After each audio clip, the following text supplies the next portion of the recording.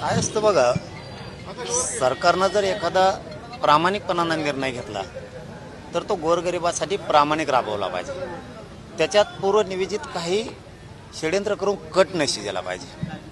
माझा समाज खूप दिवसापासून हालापेष्ट सहन करतो आणि आम्ही गोरगरिबांनी लढून, लाखो करोडो लोकांनी लढून ते आरक्षण मिळवलं आहे.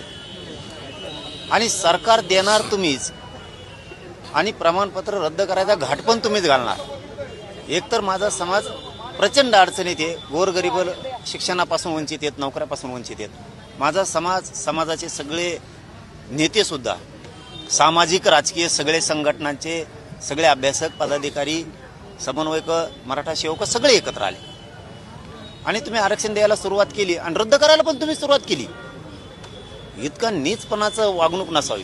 तुमचाच ह्या बीडचा स्वामी आणि आमके तमके ते कलेक्टर, डेप्युटी कलेक्टर आहेत.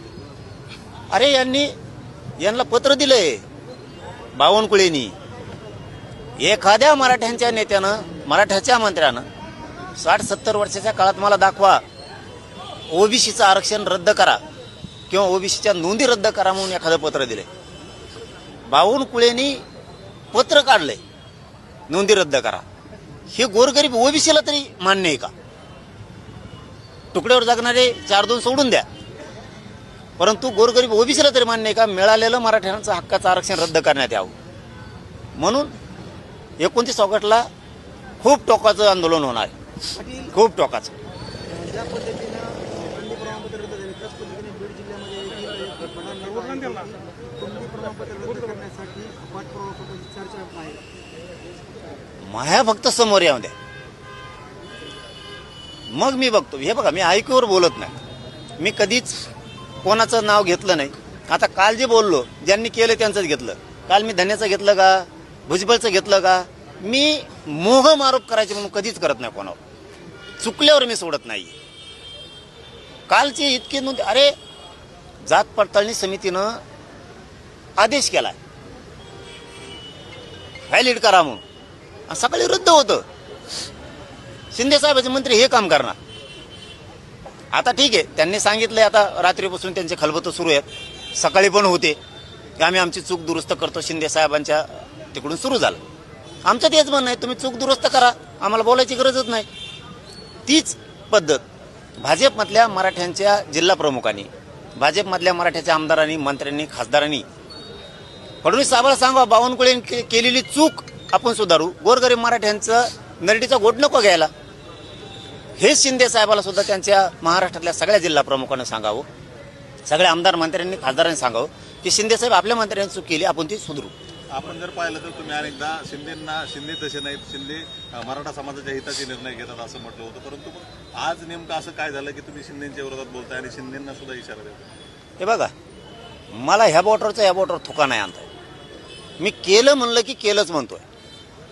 मी माझ्या मराठा समाजाशी प्रामाणिक राहणार आहे, नेत्याशी, मंत्र्याशी नाही. त्यांनी चूक केली, ती चूकच सिद्ध करून दाखवली. चूक केली तरी बोलत राहून देतो मराठी इकडे फाशीवर सोडून, असं माझ्याकडून नाही होऊ शकत.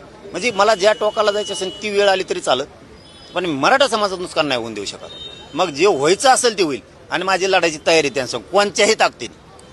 जरांगे पाटलांनी जे आरोप केले त्यानंतर मी नार्को टेस्टला तयार आहे असं बावनकुळे. अरे ते उलट झालं. तिथं मी म्हणलो, ते आणखी पुढे गेल्यावर वाक्य येते, बावनकुळेचे नार्को टेस्ट नाही, 15 लाख ज्या अधिकाऱ्यांनी मागितले ते विषय, पण ते जोडताना त्यांना जोडलं. याचा अर्थ त्यांची चूक नाही असं नाही.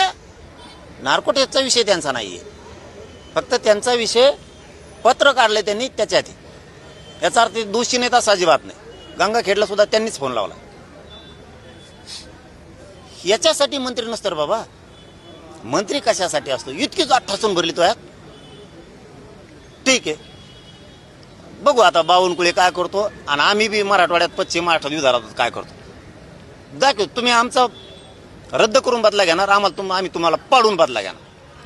आता तुम्ही भाजपला इशारा देत आहे उमेदवार पाडण्याचा. दुसरीकडे मंगेश सासनी यांनी देखील इशारा दिलाय, भाजपच्याच काळात ओबीसीचं नुकसान झालं, हातचं आरक्षण गेलं, राजकीय आरक्षण गेलं, शैक्षणिक आरक्षण गेलं. त्यामुळे आता 2029 मध्ये ओबीसी देखील भाजपला हात दाखवतील असं म्हणतात. ते असल्याला मोजतच नाही, मी गिनीतच नाही.